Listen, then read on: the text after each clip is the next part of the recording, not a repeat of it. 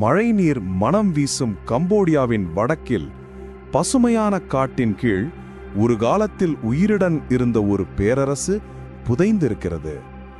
மனித குரல்கள், கோவில் மணிகள், யுத்தத்தின் முழக்கங்கள் அனைத்தும் ஒரு காலத்தில் இங்கே ஒலித்தன. ஆனால் இன்று காற்றின் சலசலப்பும் பறவைகளின் குரலும் மட்டும். நூற்றாண்டுகளுக்கு முன்பு மகேந்திரவர்மன் என்ற மன்னன் மலை மீது கட்டிய நகரம் மகேந்திர பர்வதா. அதுவே பின்னர் உலகம் வியந்த அங்கோர் வாட் பேரரசின் தொடக்கம். ஆனால் மழை குறைந்தபோது, நீர் வற்றியபோது அந்த பேரரசு மண்ணாகி மறைந்தது. நூற்றாண்டுகள் கழித்து விஞ்ஞானிகள் லேசர் தொழில்நுட்பம் மூலம் அந்த மறைந்த நகரை கண்டுபிடித்தனர். அந்த மகை இன்னும் காற்றில் சொல்கிறது, நீங்கள் எங்களை மறந்தாலும் நாங்கள் உங்களை நினைவூட்டுவோம்.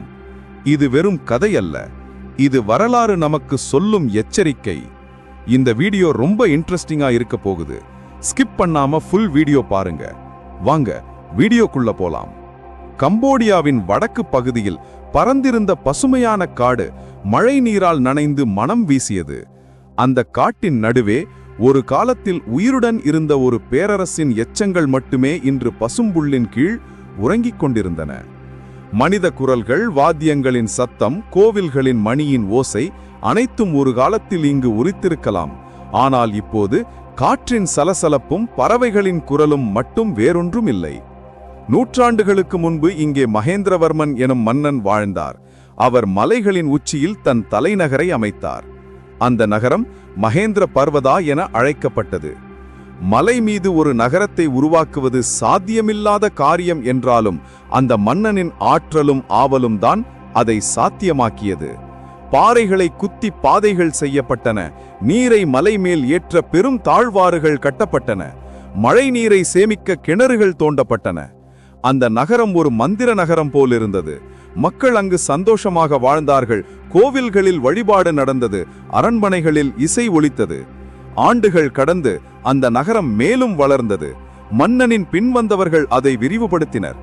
ஆனால் காலத்தின் நெடுவரிசையில் புதிய தலைமுறை மலைகளிலிருந்து சமவெளிகளுக்கு தங்கள் கவனத்தை மாற்றினார்கள். மலை மேல் அணைந்த நகரம் மெல்ல மெல்ல தனிமையில் விழுந்தது. ஒரு புதிய பேரரசு எழுந்தது, அங்கோர் எனப்படும் மாபெரும் நகரம்.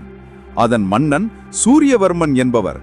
அவர் தனது ஆட்சியில் உலகமே வியக்கும் ஒரு கோவிலை கட்ட ஆணையிட்டார். கற்களால் மலை போல எழுந்த அந்த கோவில்தான் இன்று உலகம் போற்றும் அங்கோர் வாட் பேரரசு.